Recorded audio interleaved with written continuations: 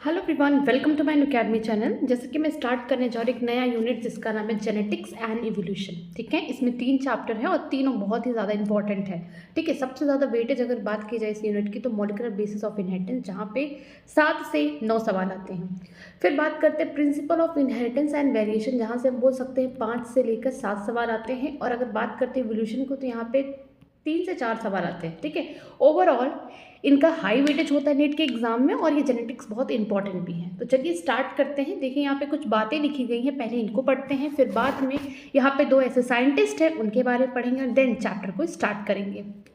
देखते हैं यहाँ पे, the work of the Mendel and other who followed his give us an idea of inheritance patterns. ठीक है, जो काम था मेंडल साहब का, उनके और जो उनके फॉलोवर थे, ठीक है, उन्होंने एक आइडिया दिया। किन के बारे में आइडिया दिया? इनहेरिटेंस पैटर्न का। इनहेरिटेंस का मतलब क्या होता है? कोई चीज़ ट्रांसफ़र हो रही है। कहाँ से ट्रांसफ़र हो रही है? अगर हम लोग जेनेटिक्स की बात करेंगे तो कोई चीज़ ट्रांसफ़र कहाँ से होगी? अपने पेरेंट्स से। कहाँ पे जाएगी? बच्चों में, ऑफ स्प्रिंग में जाएगी, या फिर हम बोल सकते हैं ये जाएगी प्रोजेनी में जाएगी। ठीक है, तो इनहेरिटेंस एक बेसिस है, या फिर हम बोल सकते हैं कि जो माता पिता से जो गुण आते हैं बच्चों में, किसके थ्रू जाएगा? इनहेरिटेंस के थ्रू जाएगा। ठीक है, however the nature of those factor which determine the phenotype was not very clear। ठीक है, जो फैक्टर शब्द है ये मेंडल के टाइम पे फैक्टर बोला जाता था, बट अभी के टाइम पे जीन बोला जाता है। बोला जा रहा है कि जो इनहेरिटेंस का पैटर्न है, कोई चीज़ जो ट्रांसफर हो रही है। ठीक है, इनहेरिटेंस का मतलब क्या है? ट्रांसफर हो रहा है। क्या ट्रांसफर हो रहा है, क्या है नेचर, वो क्या है? फैक्टर है, या फिर हम बोल सकते हैं जीन है जो हमें बताता है फिनोटाइप। फिनोटाइप का मतलब कि हम बाहर से फिजिकली हम बोल सकते हैं मॉर्फोलॉजिकल अपीयरेंस। ठीक है, हम जिसको हम मॉर्फोलॉजिकली बाहर से देख सकते हैं कि कौन गोरा है, काला है, लंबा है, मोटा है, छोटा है, ये क्या है? एक फिजिकल अपीयरेंस है, फिनोटाइप है। ठीक है, जो वेरी क्लियर नहीं था। ठीक है, क्योंकि हम लोग आगे पढ़ेंगे, जब हम लोग डिफरेंट जीनोटाइप देखेंगे तो हमें पता चलेगा कि किस तरीके से हम जीनोटाइप से हम देख सकते हैं कि बाहर का जो फिनोटिपिक कैरेक्टर है वो क्या है। ठीक, as these factors represent the genetics basis of inheritance, understanding the structure of the genetic material and the structural basis of the genotype and phenotype conversion become the focus of the attention in the biology for the next century। बोला जा रहा है कि जो factor है, जो gene है, ये क्या है? जेनेटिक बेसिस है। ठीक है, इनहेरिटेंस के लिए, क्योंकि इन्हीं जीन, ये जो डीएनए है, डीएनए के ऊपर क्या होते हैं? जीन होते हैं। जो बच्चे हैं उनके पास जो जीन है, या फिर बोल सकते हैं जो डीएनए है, वो किसके थ्रू आएगा? क्रोमोसोम के थ्रू आएगा। जब गैमेट्स बनेंगे पेरेंट्स के तो हाफ हाफ क्रोमोसोम क्या होगा? दोनों की तरफ से आएगा और आगे चल के क्या बनाएगा? डिप्लॉयड प्रोजेनी बनेगा। ठीक है, तो यहाँ पे बोला जा रहा है कि जो फैक्टर है ये क्या है? जेनेटिक बेसिस है किसी भी इनहेरिटेंस का या ट्रांसफर का, जो कि पेरेंट्स से ऑफस्प्रिंग की तरफ जा रहा है। इसके बारे में हम लोग अंडरस्टैंड करते हैं कि क्या है जेनेटिक मटेरियल। ठीक है, उसके स्ट्रक्चर के बारे में देखेंगे, किस तरीके से जेनेटिक मटेरियल अपने आप को डुप्लीकेट करता है, रेप्लिकेट करता है, चेंज करता है। ठीक है, उसका स्ट्रक्चरल बेसिस क्या है, जीनोटाइप कैसा है, फिनोटाइप कैसा है, किस तरीके से वो कन्वर्ट होता है। तो ये सारी चीज़ें कुछ लगभग 100 साल तक सारी चीज़ें देखी गई। कैसे डीएनए का स्ट्रक्चर है, किस तरीके से डीएनए काम करता है, किस तरीके से पेरेंट्स से ऑफस्प्रिंग में जीन्स जाते हैं। ठीक है, सारी चीज़ें क्या हुई? नेक्स्ट सेंचुरी तक इसके बारे में पूरा स्टडी किया गया। The entire body of the molecular biology was the consistent development with the major contribution from the Watson, Crick, Ningerban, Khurana, Kornbergs, father and son, वेंजर, मुंड्स एंड बेरन एक्सेट्रा। बोला गया कि जो इंटायर बॉडी है हमारे मॉलिक्यूलर बायोलॉजी की में जो जेनेटिक्स हम लोग पढ़ते हैं, ये किसी एक साइंटिस्ट की देन नहीं है। यहाँ पे बहुत सारे साइंटिस्ट अलग अलग फील्ड में ही, मॉलिक्यूलर बायोलॉजी के अलग अलग फील्ड में ही अपना एक मेजर रोल अदा किए। जैसे कि वॉटसन हो गए, क्रिक हो गए, फिर लिखा गया नाइग्रेनबर्ग हो गया, खुराना हो गया, कॉर्नबर्ग्स होंगे, यहाँ पे फादर और सन दोनों ने काम किया था। ठीक है, बेंजर हो गया, मुंड्स हो गए, बेनर हो गए, सारे लोगों ने मिल के काम किया है। इसलिए हम इस जेनेटिक्स को बहुत ईजिली पढ़ सकते हैं, समझ सकते हैं। ठीक है, आगे देखते हैं। A parallel problem being tackled was the mechanism of evolution. ठीक है, जब हम लोग जेनेटिक्स के बारे में जाने, डीएनए के बारे में जाने, किस तरीके से ट्रांसफर होता है, कैसे म्यूटेशन होता है, कैसे काम करता है।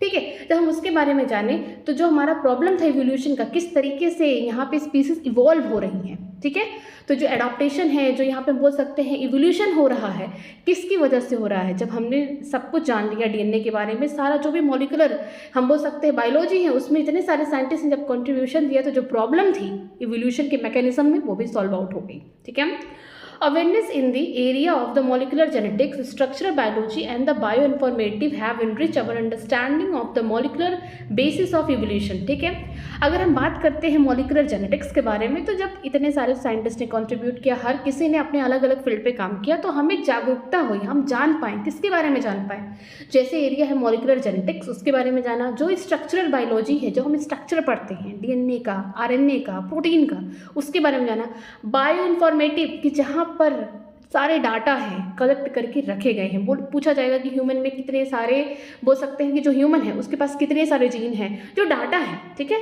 उसको कहाँ रखा गया है, जो ह्यूमन जीनोम प्रोजेक्ट था वो कहाँ रखा गया है, बायो इन्फॉर्मेटिव्स पे रखा गया है। ठीक है, तो ये सारे डाटा भी कलेक्ट करके रखे गए हैं, रिसर्च भी हुई, स्टडी भी हुई, साथ में जो कलेक्टेड डाटा है उसको भी कहीं बचा के संभाल के रखा गया है।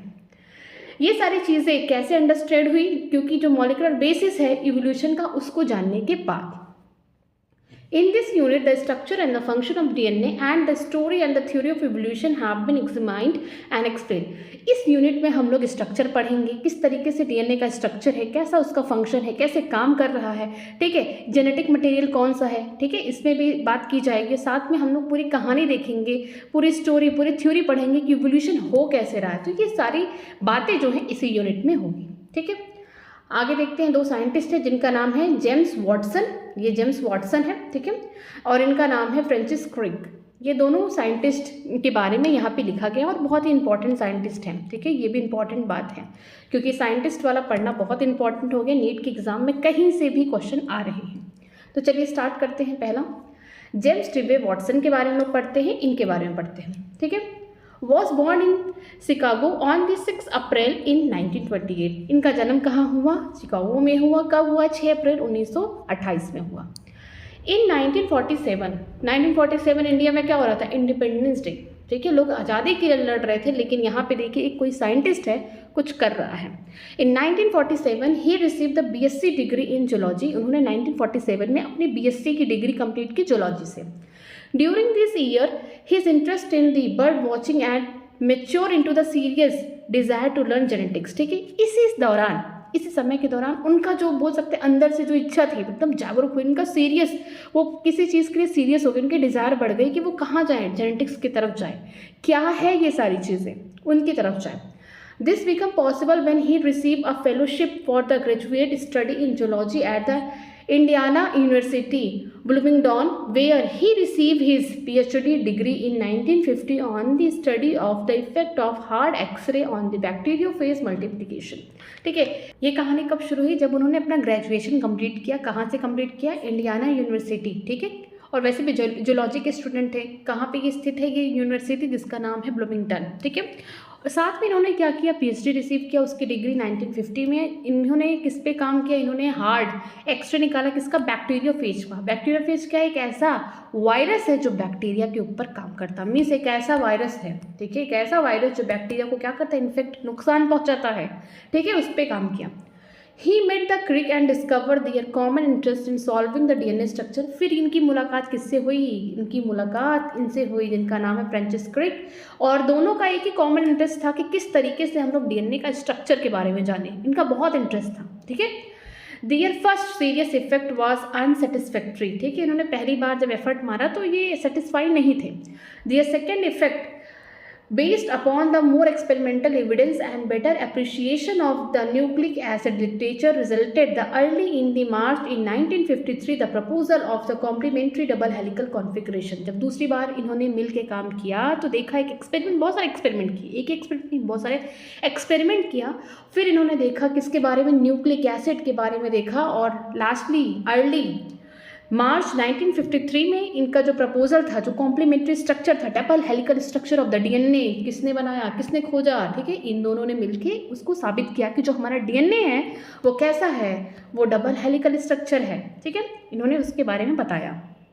आगे देखते हैं, अब पढ़ेंगे हम लोग फ्रांसिस क्रिक के बारे में। इनका पूरा नाम दिया गया Francis Harry Compton Crick, was born in 8 June 1916 at the Northampton, England. ठीक है, इनका पूरा नाम इतना बड़ा सा है लेकिन हम लोग इतना ही जानते हैं, फ्रांसिस क्रिक जानते हैं। कब इनका जन्म हुआ, 8 जून 1916 में हुआ है। कहाँ हुआ है, नॉर्थहैम्पटन इंग्लैंड के रहने वाले हैं। He study physics at the University College London and obtain a BSc. ठीक है, इन्होंने किसके बारे में पढ़ा है? फिजिक्स के बारे में स्टडी किया है यूनिवर्सिटी कॉलेज में, ठीक है, और कहाँ? लंदन में, और वहीं पे अपना बीएससी कंप्लीट किया है। इन 1937 में कंप्लीट किया, ठीक है। He completed a PhD in 1954 on these entitled X ray diffraction polypeptide and the proteins. ठीक है, इन्होंने भी पीएचडी कंप्लीट किया कब? 1954 में कंप्लीट किया। किसके बारे में था? ये भी एक्सरे डिफ्रैक्शन पे काम कर रहे थे। किसके बारे में? Polypeptide and protein. जो प्रोटीन का स्ट्रक्चर है, जैसा कि हम जानते हैं कि कोई भी प्रोटीन है डिफरेंट टाइप के अमीनो एसिड से बने होते हैं, क्योंकि हम जानते हैं प्रोटीन क्या है? हेट्रोपॉलीमर है। हेट्रोपॉलीमर है तो इसके पास क्या होंगे? डिफरेंट टाइप के अमीनो एसिड्स होंगे। तो उसके स्ट्रक्चर के बारे में उन्होंने किस तरीके से देखा? एक्सरे डिफ्रैक्शन के थ्रू देखा। A critical influence in the Crick's career was his friendship with the J.D. Watson and the young man of 23 leading in 1953 to the proposal of the double helical structure for DNA and the replication scheme।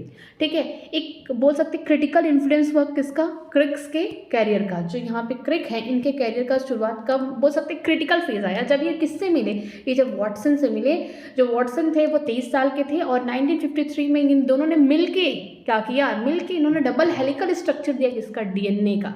इन दोनों ने मिलके बताया कि DNA का structure कैसा है, DNA किस तरीके से है, किस तरीके से डीएनए के जो हेलिकल स्ट्रक्चर है, किस तरीके से जो दोनों यहाँ पे बोल सकते हैं कॉम्प्लीमेंट्री स्ट्रक्चर से कैसे जुड़े हुए हैं, कौन कौन से बॉन्ड्स हैं, सारी चीज़ें बताई उन्होंने। ठीक है, और किस तरीके से रेप्लिकेशन कर रहा है हम लोग आगे पढ़ेंगे कि जो यहाँ पे रेप्लिकेशन शब्द लिखा गया या फिर हम बोल सकते हैं रेप्लिकेशन, इसके बारे में उन्होंने बताया और इन्होंने अपना यहाँ पे कोई कोटेशन भी दिया है, उसके बारे में पढ़ेंगे। फिर हम लोग इसके बाद हम लोग जब देखेंगे, हम लोग बोल सकते हैं एमबीआई वाले चैप्टर में पढ़ेंगे रेप्लिकेशन कर रहा है डीएनए, आगे चल के क्या कर रहा है? ट्रांसक्रिप्शन कर रहा है, फिर यहाँ पे ट्रांसलेशन करेगा। मीन्स डीएनए से डीएनए बन रहा है तो क्या हो रहा है? रेप्लिकेशन हो रहा है, क्योंकि सेमी कंजर्वेटिव यहाँ मेथड लगेगा। ठीक है, फिर डीएनए से क्या बनेगा? यहाँ पे हम बोल सकते हैं ट्रांसक्रिप्शन, आरएनए बनेगा, आरएनए से प्रोटीन ट्रांसलेशन। ठीक है, ये सेंट्रल डोग्मा में पढ़ेंगे हम लोग।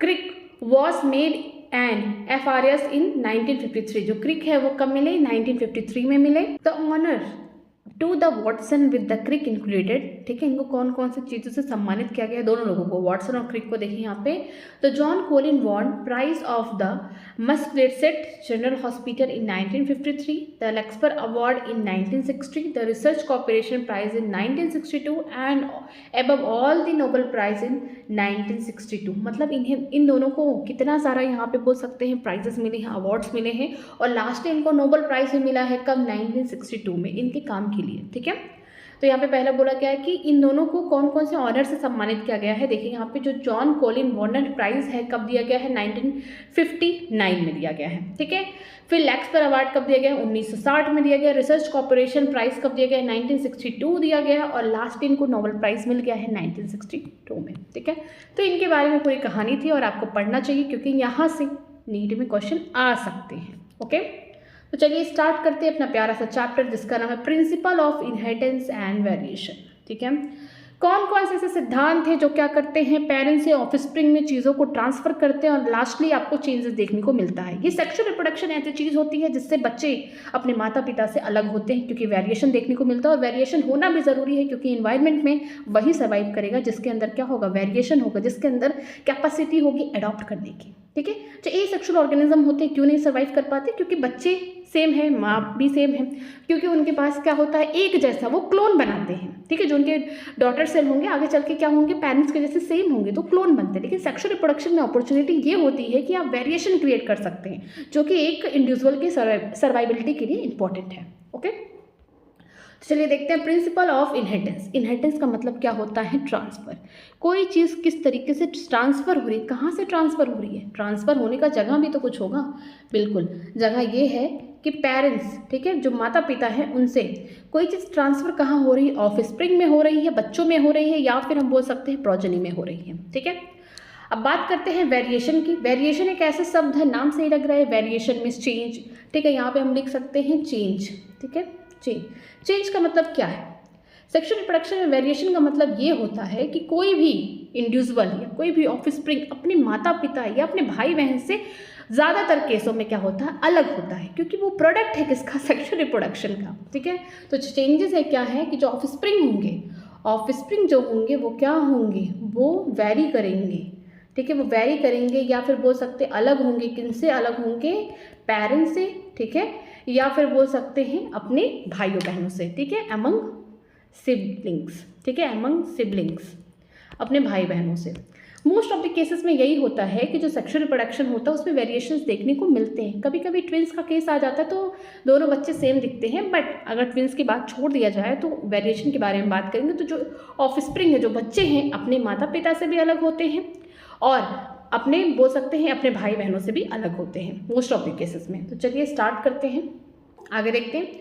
Have you ever wonder why an elephant give birth only to the baby elephant not some other animal? क्या आपने सोचा है कि हाथी के बच्चे को ही जन्म क्यों देता है, ना कि किसी और एनिमल को? और why a mango seed form only a mango plant not any other? क्यों अगर हम लोग आम का बीज लगा दिए ज़मीन में तो आम का ही पौधा क्यों नहीं निकलता है? क्यों कोई दूसरा प्लांट नहीं निकलता है? क्यों ऐसा होता है? इसके लिए एक बोल सकते हैं कहावत है, ठीक है, लाइक बिगेट्स लाइक, ठीक है, लाइक बिगेट्स लाइक, जैसा आप बोएंगे वैसा आप पाएंगे। कहावत है ना कि जैसा बीज आप बोएंगे वही आप पाएंगे। अगर आपने आम का वहाँ पे बोल सकते हैं सीड डाला, बीज डाला, तो आम ही निकलेगा, बबूल नहीं निकलेगा, ठीक है। तो यहाँ पे यही मतलब है कि जो सेम स्पीसीज की बात की जाए, अगर हम एलिफेंट की बात करते हैं एज अ सेम स्पीसीज, तो सेम स्पीसीज का ही जन्म होगा, ठीक है। कुछ केसेस को छोड़ दिया जाए, अगर हम लोग बात करते हैं गधे और घोड़े की बात करते हैं तो उनका जो बच्चा होता है म्यूल निकलता है, उसकी बात छोड़ दिया जाए, खच्चर, ठीक है, उसकी बात छोड़ दिया जाए। लेकिन अगर हम सेम स्पीसीज की बात करते हैं, एक इंसान के बच्चे को ही जन्म देगा, एक गाय के बच्चे को ही जन्म देगी, एक हाथी के बच्चे को जन्म देगा। मीन्स क्या है कि सेम स्पीसीज के जो ऑर्गेनिज्म होंगे, जो जब ब्रीडिंग करेंगे, ठीक है, जब बच्चे पैदा करेंगे तो सेम स्पीसीज के ही बच्चे होंगे, ठीक है। Given that they do not are the offspring identical to their parents, ये भी देखा गया कि जो बच्चे हैं वो अपने माता पिता के एकदम टिक्टो मीन्स एकदम कॉपी टू कॉपी नहीं है। क्यों नहीं है? क्योंकि सेक्सुअल रिप्रोडक्शन है ना। सेक्सुअल रिप्रोडक्शन में क्या होता है कि जो गैमेट्स होते हैं, कुछ मदर से भी गैमेट्स आएगा, फादर से भी गैमेट्स आएगा, कुछ उनके भी क्रोमोसोम आएंगे मदर के, कुछ फादर के आएंगे, और जब दोनों मिल जाएगा, डिप्लॉयड कंडीशन की बात करती हूँ मैं, अगर ऑर्गेनिज्म डिप्लॉयड है उस कंडीशन की बात करती हूँ मैं, तो जो गैमेट्स आए हैं माता पिता दोनों से, तो उनके पास क्या है, अलग अलग अपने खुद के जीन होंगे, अलग अलग अपने गुण होंगे, अलग अलग चीज़ों के कैरेक्टर होंगे। आगे चल के मिलेंगे तो जो बच्चा होगा कुछ मदर के भी कैरेक्टर को शो करेगा, कुछ फादर के भी कैरेक्टर को शो करेगा, एकदम आइडेंटिकल नहीं हो सकता, ठीक है, क्योंकि वो सेक्सुअल रिप्रोडक्शन का एक बोल सकते हैं प्रोडक्ट है। और do they show difference in some of their characteristic? हाँ बिल्कुल, अगर सेक्सुअल रिप्रोडक्शन है तो यहाँ पे सिमिलरिटीज़ भी देखने को मिलेंगी, बहुत सारी डिफरेंसेस भी देखने को मिलेंगे। Have you ever wonder why siblings sometime look so similar to each other? क्या आप इस बात से मतलब अचंभित हैं कि जो सिबलिंग्स है, जो भाई बहन है, लगभग एक दूसरे की तरफ ज़्यादा दिखते हैं? क्यों? क्योंकि क्या पता जो कैरेक्टर्स बच्चे में है, मीन्स अगर मान लीजिए दो भाई बहन है, तो अगर बहन में जो सारे कैरेक्टर्स आ गए हैं बोल सकते भाई में भी आ गए, तो दोनों एक जैसे ज़्यादा दिखेंगे, ठीक है। बट हाँ, वेरिएशंस रहेंगे, डिफरेंसेस रहेंगे अगर ट्विंस नहीं हैं तो। और some time even so different, कभी कभी ऐसा लगता है अच्छा ये रामू श्यामू का भाई है, लगता ही नहीं है यार। रामू कितना सुंदर, कितना गोरा लंबा दम्बा, और श्यामू कितना काला, कितना बेकार है इंसान। मीन्स दोनों का क्या हो रहा है, डिफरेंस हो रहा है। इन्वायरमेंट भी बताता है, जो इन्वायरमेंट, किस इन्वायरमेंट में आप रहते हैं ये भी डिसाइड करता है कि जो इंसान है उसका कैरेक्टर, उसका लुक, वो किस तरीके से अपने पर्सनालिटी को डेवलप करेगा, ठीक है। आगे देखते हैं। These and several related questions are the dealt with the scientifically in the branch of biology known as genetics। ये सारी कहानी, ये रहस्यमयी जो क्वेश्चंस हैं, ऐसा क्यों लगता है कि हाथी के बच्चे को जन्म देगा, अगर हमने आम का बीज डाला है तो आम का ही पेड़ क्यों निकलेगा, ये सारी चीज़ों का जो आंसर है आपको कहाँ मिलने वाला है, बायोलॉजी के कैसे ब्रांच में, जिसे हम प्यार से कहते हैं जेनेटिक्स, ठीक है। तो हम जेनेटिक्स के बारे में पढ़ें। अब देखिए जेनेटिक्स का यहाँ पे डेफिनेशन दिया गया है। This subject deal with the inheritance as well as the variation of the character from parents to the offspring। Genetics होता क्या है? सबसे बड़ा सवाल ये है कि जेनेटिक्स क्या है। जेनेटिक्स नाम से ही लग रहा है जेनेटिक्स, जेनेटिक्स का मतलब जीन, टिक्स का मतलब स्टडी। हम यहाँ पे कुछ ऐसी बातें करेंगे जो एक बोल सकते हैं जीन या फिर कुछ ऐसे रिलेटेड होगा जो पेरेंट्स से ऑफस्प्रिंग में आ रहा है, ठीक है। तो एक ऐसा सब्जेक्ट है जिसको हम डील करेंगे। क्या इनहेरिटेंस का मतलब क्या हो रहा है, ट्रांसफ़र हो रहा है, as well as variation, transfer भी हो रहा है, ठीक है। क्या ट्रांसफ़र होगा, कैरेक्टर ट्रांसफ़र होंगे, ट्रेड्स ट्रांसफ़र होंगे, ठीक है, जीन ट्रांसफ़र होंगे, कहाँ से हो रहे हैं, पेरेंट्स से। कहाँ जाएंगे, बच्चों में, ऑफ स्प्रिंग में जाएंगे, ठीक है। और क्या लाएंगे, ये जो इनहेरिटेंस हो रहा है, जो ट्रांसफर हो रहा है, क्या लाएंगे, वेरिएशन लाएंगे, ठीक है, चेंजेस लाएंगे। तो ये जो जेनेटिक्स है एक ऐसा ब्रांच है जिसमें हम लोग स्टडी करते हैं इनहेरिटेंस का, कि कैरेक्टर्स, ट्रेड्स क्या हो रहे हैं, ट्रांसफ़र हो रहे हैं, कहाँ से, पेरेंट्स से, माता पिता से बच्चों में जा रहे हैं, जिसकी वजह से आपको वेरिएशन, आपको बोल सकते हैं यहाँ पे डिफरेंसेस देखने को मिलते हैं, ठीक है। आगे देखते हैं, इनहेरिटेंस का डिफिनेशन दिया गया है। Inheritance is the process by which the character are passed on from the parents to offspring, it is the basis of heredity, ठीक है। अगर हम लोग बात करते हैं इनहेरिटेंस की, इनहेरिटेंस का मतलब क्या होता है, ट्रांसफ़र होता है, ठीक है। एक ऐसा प्रोसेस है इनहेरिटेंस जो कैरेक्टर को पास करता है, कैरेक्टर को पास कर रहा है, कहाँ, माता पिता से बच्चों में ला रहा है, ठीक है, from parents to of spring और प्रोजेनी। ये किसका बेसिस है, हेरिडिटी का बेसिस है, ये इंपॉर्टेंट है, ठीक है। आगे देखते हैं, लेकिन ये भी सोचिए कि इनहेरिटेंस जो है ट्रांसफ़र क्या कर रहा है, ऐसी कौन सी चीज़ है जो मैं बार बार कह रही हूँ, कैरेक्टर को लेके आ रहा है, ठीक है, कहाँ से ला रहा है, माता पिता से बच्चों में ला रहा है। वो कौन से कैरेक्टर होंगे, कहाँ बैठे हैं कैरेक्टर, हम लोग आगे पढ़ेंगे, वो है जीन, ठीक है। मैं यही बता रही हूँ, वो जीन है, ठीक है। जो यहाँ पे बार बार इनहेरिटेंस शब्द का इस्तेमाल किया जा रहा है, इनहेरिटेंस कुछ नहीं है, एक प्रोसेस है, मतलब कि ट्रांसफ़र हो रहा है, बीच वाला काम कर रहा है, कि यहाँ से सामान ला के यहाँ पहुँचा रहा है, तो बीच वाला काम कर रहा है, कि माता पिता से क्या कर रहा है, कैरेक्टर को, ट्रेड्स को क्या कर रहा है, ट्रांसफ़र कर रहा है, कहाँ, बच्चों में कर रहा है। उस प्रोसेस को हम लोग सिर्फ और सिर्फ इनहेरिटेंस कहते हैं। और जो कैरेक्टर है कैसे ट्रांसफ़र होंगे, जीन के फॉर्म में होंगे, ठीक है। अब बात करते हैं वेरिएशन। मान लीजिए ट्रांसफ़र हो गया कैरेक्टर, कहाँ, बच्चों में। अब वेरिएशंस देखने को मिलेंगे। ऐसा तो नहीं है कि माता पिता यहाँ पे हैं, उनके जो बच्चे एकदम टिट्टू पापा की तरह हो गए, ऐसा भी नहीं हो सकते, क्योंकि मदर के भी कैरेक्टर्स तो आए हैं उसके अंदर, ठीक है। Variation is the degree by which the progeny differ from their parents and among themself भी लिख सकते हैं, ठीक है। एमंग देमसेल्फ, देमसेल्फ का मतलब अपने भाइयों बहनों से भी अलग होते हैं, ठीक है। जो वेरिएशन है एक ऐसी डिग्री है, ठीक है, एक ऐसा चेंजेस है जो बच्चों को उनके माता पिता से अलग दर्शाता है, ठीक है। माता पिता ऐसे हैं, बच्चा कैसा है, उनके कैरेक्टर्स हैं बच्चे में, बट वो डिफरेंस देखने में भी अलग है, क्योंकि ये दो लोगों के माता पिता दोनों से क्या आया है, अपने हाफ क्रोमोसोम लिया 2023, ठीक है। आगे चल के 46 क्रोमोसोम है, और जो बच्चा है उसके पास दोनों कैरेक्टर हैं, माँ के भी कैरेक्टर हैं, पिताजी के भी कैरेक्टर हैं। तो आगे चल के उसके अंदर क्या होगा, सेक्सुअल रिप्रोडक्शन का यही तो मेन रोल है कि वेरिएशन आना चाहिए, ठीक है, थोड़ा चेंजेस आना चाहिए माता पिता से भी और अपने बहन भाइयों से भी। आगे देखते हैं, human know from the early age the 8000 to 1000 BC, ठीक है। यहाँ पे 8,000 से 1000 है, 10,000 मत करना, क्योंकि बिफोर क्राइस्ट में क्या होता है, उल्टा चलता है, हम लोग डिसेंडिंग ऑर्डर में चलते हैं, ठीक है। That one of the causes of variation was hidden in the sexual reproduction. इंसान पहले से ही जानते थे, बट उनको साइंटिफिकली उनके पास कोई एविडेंस नहीं था, या किसी तरीके से प्रूफ नहीं कर सकते थे, बट उनको पता था कि कब पता था, 8,000 से लेकर 1000 BC बिफोर क्राइस्ट पे उनको पता था कि जो यहाँ पे वेरिएशन है, जो चेंजेस हैं, वो कहाँ छिपे हुए हैं, ये सेक्सुअल रिप्रोडक्शन में छिपे हुए हैं, उनको ये पता था। They exploited the variation that were naturally present in the wild population of plant and animal to selectively breed and select for the organism that possess the desirable character, ठीक है। उनको कैसे पता था, अब भाई पहले के लोग बहुत पढ़ते तो थे नहीं, उनके पास खेत थे, उनके पास जानवर थे, ठीक है, तो वो क्या करते थे, वहीं पे एक्सपेरिमेंट करते थे सीधा।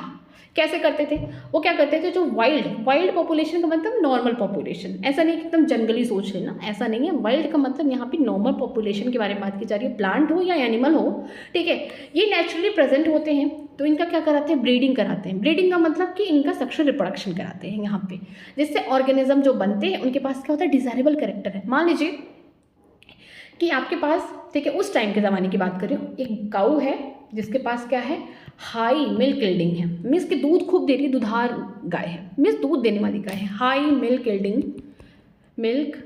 यील्डिंग काऊ है, ठीक है। और जो इसका बोल सकते हैं बुल, ठीक है, वो कैसा, स्ट्रॉन्ग है, मस्कुलर पावर ज़्यादा है, एकदम तगड़ा हट्टा कट्टा है, और खेत को जोत रहा है, ठीक है। पहले के ज़माने में क्या था, ट्रैक्टर थे नहीं, बैल से पूरा खेत क्या किया जा रहा था, जोता जा रहा था। तो क्या ये बहुत ही स्ट्रॉन्ग है, ठीक है, मस्कुलर पावर बहुत ज़्यादा है, स्ट्रॉन्ग समझिए। अब हम चाहते हैं कि एक ऐसी गाय आए, मतलब कि एक इनके ऐसे बच्चे बने कि गाय पहली उसके पास दूध भी ज़्यादा हो, दूध भी ज़्यादा निकले, साथ में स्ट्रॉन्ग भी हो, तो क्या कराते थे, इन दोनों का मेटिंग करा देते थे। ठीक है, यहाँ पे हम बोल सकते हैं इन दोनों का यहाँ पे मेटिंग करा देते थे। जो बच्चा होगा उसके पास तो मदर के भी कैरेक्टर आएंगे, फादर के भी कैरेक्टर आएंगे। मदर का कैरेक्टर क्या है, अच्छी कैरेक्टर के बारे में बात कर रहे हैं, जैसे कि हाई एल्डिंग, मिल्क ज़्यादा अच्छा से वहाँ पे एल्ड हो रहा है। ठीक है, 10 लीटर दे रही है, 8 लीटर दे रही है दूध। ठीक है, जो बुल है वो बहुत स्ट्रांग है। ठीक है, बहुत ज़्यादा स्ट्रांग है, तो जो उनका बच्चा होगा उसके पास ये भी कैरेक्टर होंगे कि दूध भी ज़्यादा आ रहा है और स्ट्रांग भी है। तो ये क्या है, उनको ये पता नहीं था कि सेक्सुअल रिप्रोडक्शन का ही वेरिएशन है, बट उनको पता था कि अच्छा अगर गाय ज़्यादा दूध दे रही है तो उसका मेटिंग करा देते ऐसे बुल के साथ जो पूरा स्ट्रांग है, धूप में भी रह सकता है, बरसात में भी रह सकता है, हर कंडीशन में रह सकता है, तो उससे मेटिंग करा देते, उसका बच्चा निकाल देते हैं। ठीक है, तो ये सारी चीज़ें उनको साइंटिफिकली पता नहीं थी, बट कहीं ना कहीं ये सारी चीज़ें पहले से इंसान जानते थे। प्लांट में भी यही करते थे, ऐसे प्लांट जो बहुत ज़्यादा बोल सकते हैं फ्रूट सीड आ रहे हैं, उनका मेटिंग करा देंगे, जिसका हाई यील्डिंग है उनके साथ करा देंगे, जो हाईली रेजिस्टेंट हो। ठीक है, इन्वायरमेंट से बोल सकते हैं, या फिर ड्रॉट हो गया, हम बोल सकते हैं इंसेक्ट से हाईली रेजिस्टेंट है, उनके साथ मीटिंग करा दिए, तो कैरेक्टर दोनों आगे कि जो प्लांट आगे बनेगा, जो बच्चा होगा उसके पास रेजिस्टेंस भी होगा, किसके अगेंस्ट, इंसेक्ट या फिर इन्वायरमेंटल जो फैक्ट है उनके अगेंस्ट, और साथ में हाइल्डिंग भी होगा। तो ये सारी चीज़ें इंसान पहले से ही कर रहे थे। For example through artificial selection, artificial selection का मतलब ये है कि देखिए वाइल्ड पॉपुलेशन में बहुत ढेर सारी गायें, ऐसा नहीं है कि सब क्या है हाई यील्डिंग दूध दे रही है, नहीं, कुछ गाय ऐसे भी होंगी जो 2 लीटर 1 लीटर जो 10 लीटर भी दे रही हैं। ठीक है, तो उनमें से आपको सेलेक्ट करना, आपको चुनना है, अपने मनपसंद को आपको यहाँ पे सेलेक्ट करना है। आप ऐसी गाय से मीटिंग कराएंगे जिसका ऑलरेडी यहाँ पे जो मिल्क यील्डिंग है वो हाई है, आप उससे मीटिंग कराएंगे, किसका, उस बुल से कराएंगे जो एकदम कमज़ोर है क्या, नहीं, जो स्ट्रांग है। ठीक है, जिसका मस्कुलर पावर ज़्यादा है, जो हर तरीके से अच्छा है, आप उससे मेटिंग कराएंगे। तो यहाँ पे क्या लिखा गया है कि आर्टिफिशियल सिलेक्शन, जो आपने अपने मन चाहे एनिमल का आपने खुद से चुनाव किया है, और उनका क्या कराएंगे, आप मेटिंग कराने वाले हैं। And domestication from the ancestral wild cow we have known an Indian breed example Sahiwal cow in Punjab. जो हमारा साहिवाल काऊ है ना, उसको आर्टिफिशियली सेलेक्ट करके उसकी मेटिंग कराई गई और फिर बनाया गया एक गाय जिसका नाम है Sahiwal cow in Punjab. Okay, कैसे हम लोग क्या कराया, हमारे पास तो बहुत सारे गाय थे, बहुत सारे यहाँ पे बुल्स थे, तो हमने देखा कि सबसे जो अच्छी गाय है, जो हाई यील्डिंग मिल्क दे रही है, ऐसा बुल बहुत स्ट्रांग है, हमने आर्टिफिशियली उसको सेलेक्ट किया। ठीक है, उस गाय को लेके आओ, उस बुल को लेके आओ, उनका मेटिंग करा दिया, उनका मेटिंग कराया तो हमें एक अच्छी सी नई सी ब्रीड मिली जिसके अंदर दोनों कैरेक्टर थे। उस इंडियन ब्रीड को हम क्या कहते हैं, साहिवाल काऊ, जो कि पंजाब में बनाई गई है। ठीक है, we must however recognise that through our ancestors know about the inheritance of the character and variation, they had very little idea about the scientific basis of these phenomena। जैसा कि हमने देखा इनके एक्सपेरिमेंट से, अपने पूर्वज के एक्सपेरिमेंट से हमने देखा कि उनको ये तो पता था कि जो इनहेरिटेंस है, कैरेक्टर का जो ट्रांसफ़र हो रहा है पेरेंट्स से ऑफस्प्रिंग में, जो वेरिएशन देखने को मिल रही, ये सेक्सुअल रिप्रोडक्शन ही दे रहा है। बट उनके पास कोई साइंटिफिक बेसिस था क्या, उनको पता था कि सेक्सुअल रिप्रोडक्शन इतना इंपॉर्टेंट है क्या, उनके पास कोई एविडेंस था, नहीं था। उनको बस यही था कि जो अच्छे अच्छे गाय की ब्रीड हैं, जो अच्छे अच्छे बुल के ब्रीड हैं, उनका मेटिंग कराओ, जो उनका बच्चा बनेगा उसके अंदर सारे कैरेक्टर्स आएंगे, उनको यही पता था। ठीक है, आगे देखते हैं मेंडल्स लॉज ऑफ इनहेरिटेंस। जो मेंडल हैं इन्होंने बहुत सारे लॉ ऑफ इनहेरिटेंस दिए हैं, अब इनके बारे में हम लोग पढ़ते हैं। ठीक है, इन्हीं को क्या बोला जाता है, फादर ऑफ जेनेटिक्स। यहीं पे लिख लीजिए कि एक ऐसे दुर्भाग्य वाले फादर हैं जिनको जीते जी इनको सम्मानित नहीं किया गया, इनके मरने के बाद इनको जेनेटिक्स के पिताजी बना दिए। क्या मतलब है ऐसे लोगों का कि इनके पहले काम को कदर नहीं किया गया, बाद में बोला गया कि यही वो इंसान था, वही वो इंसान था, वो पागल तो था लेकिन उसने सही काम किया था, वही है फादर ऑफ जेनेटिक्स। ठीक है, इसको यहाँ पे लिख लीजिए। ठीक, लेकिन उन्होंने काम बहुत अच्छा किया है। चलिए इनके बारे में पढ़ते हैं। It was during the mid 19th century. ठीक है, ये कब का समय है, मिड 19th सेंचुरी, 1950 के बाद की बात है। That head a way was made in understanding of inheritance. ठीक है, किसी ने कहा इनहेरिटेंस के बारे में, कब, मिड 19th सेंचुरी में। इनहेरिटेंस होता क्या है, वो कैसे काम करता है, ये कोई तो बोल रहा है। अब देखिए कौन है वो, आगे देखते हैं। Gregor Mendel conducted a hybridisation experiment on the garden pea for a 7 year in 1856 to 1863 and propose the law of inheritance in the living organism. ठीक है, जो ग्रेगर मेंडल थे इन्होंने किस पे काम किया है, इन्होंने गार्डन पी पे काम किया। उस गार्डन पी का नाम लिख लीजिए यहाँ पे, Pisum Pisum sativum, Pisum sativum, ठीक है। यहाँ पे पाइसम सटाइवम इस तरीके से यहाँ पे लिख लीजिए, ठीक है। इन्होंने किस पे काम किया है? इन्होंने गार्डन पी पे काम किया है, जो खेत में बोई जाती है मटर, उस पे काम किया है। कितने साल तक काम किया है ये इंपॉर्टेंट है, 7 ईयर तक काम किए हैं। वो ईयर भी इंपॉर्टेंट है क्योंकि एक बार क्वेश्चन यहाँ से आया था 1856 से लेकर 1863 तक, ठीक है। और इन्होंने प्रपोज किया है क्या? लॉ ऑफ इनहेरिटेंस, ठीक है। इन्होंने बताया कि किस तरीके से law of inheritance living organism में काम करते हैं। ड्यूरिंग द मेंडल इन्वेस्टिगेशन, ठीक है, इन्होंने इनका जो इन्वेस्टिगेशन हुआ, निरीक्षण हुआ into the inheritance pattern, it was for the first time that the statistical analysis and the mathematical logic were applied to the problem in biology। जब मेंडल का इन्वेस्टिगेशन हो उनके काम पे, उन्होंने जो स्टडी किया है किस पे? पाइसम सटाइवन, जो गार्डन पी है उस पर उन्होंने काम किया है, लॉ ऑफ इनहेरिटेंस दिया है लिविंग ऑर्गेनिज्म के ऊपर। जब इनका काम को देखा गया तो पहली बार देखा गया कि स्टैटिस्टिक लग रहा है, मिस मैथमेटिक्स लग रहा है, लॉजिकली बात की जा रही है, यहाँ पे कोई लैंग्वेज यूज़ नहीं किया जा रहा है, यहाँ पे मैथ के थ्रू यहाँ पे बायोलॉजी के भी प्रॉब्लम को सॉल्व किया जा रहा है, ठीक है। His experiment had a larger sampling size which give a greater credibility to the data that he collected, ठीक है। इनका जो एक्सपेरिमेंट है ना, ये लार्ज सैम्पलिंग साइज था, मीन्स इसके पास बहुत सारे कैरेक्टर्स थे, ठीक है। यहाँ पे बहुत सारे डिफरेंट टाइप के कैरेक्टर थे जो पी प्लांट का था। इसके बाद हम ये भी बोल सकते हैं कि जो पी है उसका बोल सकते हैं लाइफ स्पैन भी छोटा है, बहुत सारे बच्चे भी एक बार में प्रोजेनी ढेर सारे बन रहे हैं। तो इनका जो ये पूरा जो सैम्पलिंग था ना, इन्होंने जो पी प्लांट उठाया बहुत सारे कैरेक्टर्स को देख के उठाया। साथ में ये बहुत ही ज़्यादा ग्रेटर क्रेडिबिलिटी देती है क्योंकि उन्होंने जो डाटा कलेक्ट किया है बहुत डिफरेंट टाइप के कलेक्ट किए हैं। क्रेडिबिलिटी का मतलब क्या है? विश्वास दिलाते हैं, ठीक है। Also the confirmation of his inference from the experiment on the successive generation of his test plant prove that his result pointed to the general rule of the inheritance rather than being unsubstantiated idea, ठीक है। इनका जो confirmation, ठीक है, इन्होंने सारे इतने सारे डाटा कलेक्ट किए, ये सारी बातें तब कंफर्म हुई जाएगी जो इन्होंने एक्सपेरिमेंट किया है, ठीक है। 7 साल लगातार इन्होंने काम किया है, सिर्फ किस पे किया? पी प्लांट पे। तो इनके पास कितना सारा, इन्होंने कितनी बार एक्सपेरिमेंट किया होगा? लगभग 4 साल तो इनको लग गए प्योर लाइन्स जनरेट करने में, ठीक है। तो ये क्या कर रहे हैं? सक्सेसिवली जनरेशन को देख रहे हैं, जो टेस्ट यहाँ पे प्लांट बन रहे हैं। यहाँ से एक चीज़ पता चली कि जो ये बातें बोल रहे हैं ना, ये झूठे नहीं हैं, ठीक है, इलॉजिकल बातें नहीं बोल रहे हैं, ये सच बात बोल रहे हैं क्योंकि इनके पास क्या है? एक जनरल रूल है किसका? इनहेरिटेंस के बारे में, ठीक है। इनकी जो बातें हैं उसके पास कुछ फैक्ट है, ठीक है, कुछ प्रूफ है, कुछ एविडेंस है, बातों में दम है, ठीक है। ऐसे नहीं बोल दे रहा इंसान कि ये सब हो रहा है, नहीं। इनके पास क्या है? खुद का अपना, यहाँ पे बोल सकते हैं खुद का अपना, इन्होंने एक्सपेरिमेंट किया है, खुद से लॉ दिए हैं, इन्होंने पूरा एकदम एनालिसिस किया है डाटा को, और साथ में उन्होंने उसको लॉजिकल तरीके से सबके सामने दिखाया है। Mendel investigated character in the garden pea that were manifested to opposite traits. यहाँ पे बोला गया एग्जाम्पल टॉल और डॉट प्लांट, येलो और ग्रीन सीड, ठीक है। मेंडल ने क्या किया है? यहाँ पे कैरेक्टर लिए हैं, 7 कैरेक्टर लिए हैं। कैरेक्टर का मतलब क्या होता है? फॉर एग्जाम्पल यहाँ पे इनके बारे में बात करते हैं। ये कैरेक्टर है, कैरेक्टर का मतलब होता है फीचर, ठीक है। कौन कौन से फीचर होंगे? अगर मान लीजिए एक मैं मटर का पौधा उठा रही हूँ तो उसमें कौन कौन से ऐसे फीचर होंगे? फीचर का मतलब यहाँ पे क्या देखेंगे हम लोग? कैरेक्टर्स को देखेंगे।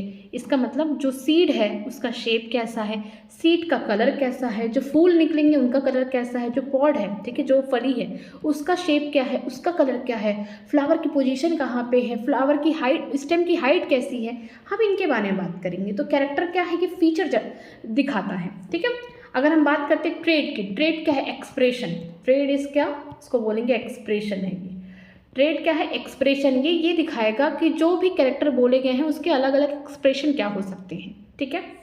फॉर एग्जाम्पल अब इनके बारे में हम लोग बात करते हैं। इन्होंने 7 कैरेक्टर लिए, यहाँ पे देखिए 7 कैरेक्टर हैं पूरे यहाँ तक, ठीक है।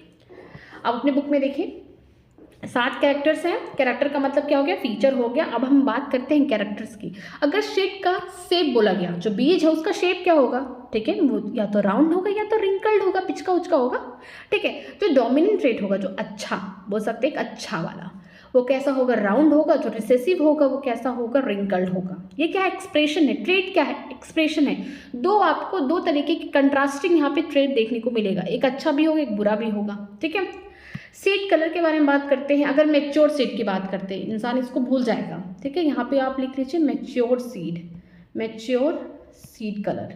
ठीक है, अगर बात करते हैं सीड कलर की, जो मैच्योर होगा वो येलो कलर का होगा, मीन्स डोमिनेंट ट्रेट में आएगा। जो रिसेसिव होगा वो ग्रीन वाले में आएगा। ठीक, फ्लावर कलर की बात करते हैं, वायलेट कलर का अगर फूल होगा तो डोमिनेंट ट्रेट में है, अगर वाइट कलर का होगा तो रिसेसिव ट्रेट में है। पॉड शेप की बात करते हैं, जो फली है, ठीक है, अगर फली कैसी है, फुल है, मीन्स कि खूब ढेर सारे मटर के दाने अंदर हैं, तो कैसा होगा, वो डोमिनेंट ट्रेट में आएगा। अगर फली क्या है, पिचकी विचकी है, ठीक है, एक दो सीड हैं उसमें, बाकी एकदम खाली है, ठीक है, चिपटी हुई है, तो इसे क्या बोलेंगे, कॉन्स्ट्रिक्टेड बोलेंगे, और रिंकल्ड फॉर्म में आएंगे। फिर बात करते हैं पॉड कलर। अब पॉड का भी कलर देखा जाएगा, अगर ग्रीन है, हरी भरी है, हरी भरी है, तो कैसी होगी, डोमिनेंट ट्रेट होगी। अगर पीली है, पिचकी है, एकदम लग रहा बेकार सी है, वो येलो कलर में आएगी, वो किस में होगी, रिसेसिव ट्रेट में होगी। फ्लावर की पोजीशन देखते हैं कि जो फूल हैं वो कहाँ लगे हुए हैं, स्टेम में फूल कहाँ लगे हुए हैं, प्लांट में फूल कहाँ लगे हुए हैं, ये भी बहुत डिसाइड करता है। अगर एक्सियल में है, मीन्स लेटरल साइड में, किनारे में है, तो जो उनका एपिकल स्टेम होगा वो तो ग्रो करेगा ही, क्योंकि उसके लिए कोई रुकावट नहीं है। फूल जहाँ एक बार लग गए वहाँ से स्टेम आगे नहीं बढ़ेगा, ठीक है। लेकिन जहाँ पे फूल नहीं लगे हैं उसके पास क्या एपिकल बर्ड है, वो वहाँ से क्या करेगा, अपना ग्रोथ करता हुआ आगे जाएगा, ठीक है। अगर जो एक्सियल फ्लावर लगे हुए हैं वो किस में होंगे, डोमिनेंट ट्रेट में होंगे। अगर बात करते हैं टर्मिनल, टर्मिनल का मतलब एकदम नोक पे, एकदम यहाँ पे एक्सिस पे लगे, एकदम टर्मिनल आखिरी छोर पे लग गया है, तो यहाँ पे क्या होगा, स्टेम की हाइट ज़्यादा नहीं बढ़ेगी, ठीक है। तो इसके जो लैटरल बर्ड होंगे वो आगे चल के फ्लावरिंग वगैरह करेंगे, तो ये टर्मिनल एंड जो होगा रिसेसिव ट्रेट में आएगा।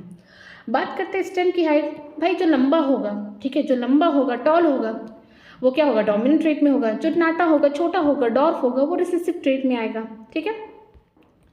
तो यहाँ पे लिखा गया है कि जो मेंडल का इन्वेस्टिगेशन था कैरेक्टर को लेके, फीचर्स को लेके, किस पे, गार्डन पी पे, उन्होंने बताया है कि वो 7 ऐसे कैरेक्टर लिए जिसके पास क्या है, 2 अपने अपोजिंग ट्रेड हैं, 2 अलग अलग गुण हैं। अगर मान लीजिए उन्होंने स्टेम की हाइट ली है तो जो ट्रेड होंगे, टार होगा और डॉफ होगा, लंबा पौधा होगा या नाटा होगा। अगर सीड कलर की बात करते हैं, सीड का कलर, मैच्योर सीड, दिमाग में तुरंत आना चाहिए, सीड कलर, अच्छा मैच्योर सीड की बात हो रही है। येलो का मतलब डोमिनेंट है और ग्रीन का मतलब रेसेसिव है, ओके।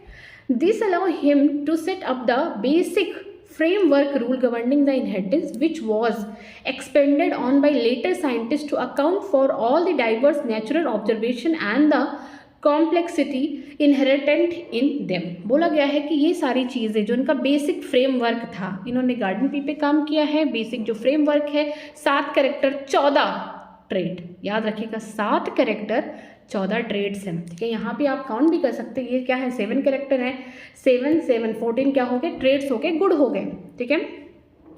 इनका एक बेसिक फ्रेमवर्क था, किसके ऊपर था, कि किस तरीके से जो इनहेरिटेंस का रूल है वो काम कर रहा है, ठीक है।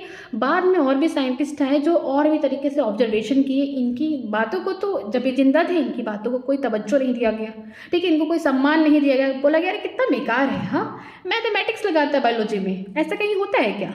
इनकी बातों को कहीं सही सिद्ध नहीं किया गया। जब ये मर चुके इनके सारे डाटा को एनालिसिस किया गया, बहुत नए नए साइंटिस्ट हैं, बाद में दोबारा से रीडिस्कवर किया तो बोला हाँ जो मेंडल वो पागल था, वो सच में पागल था, उसने सच में सब कुछ अच्छा ढूंढा है, ठीक है।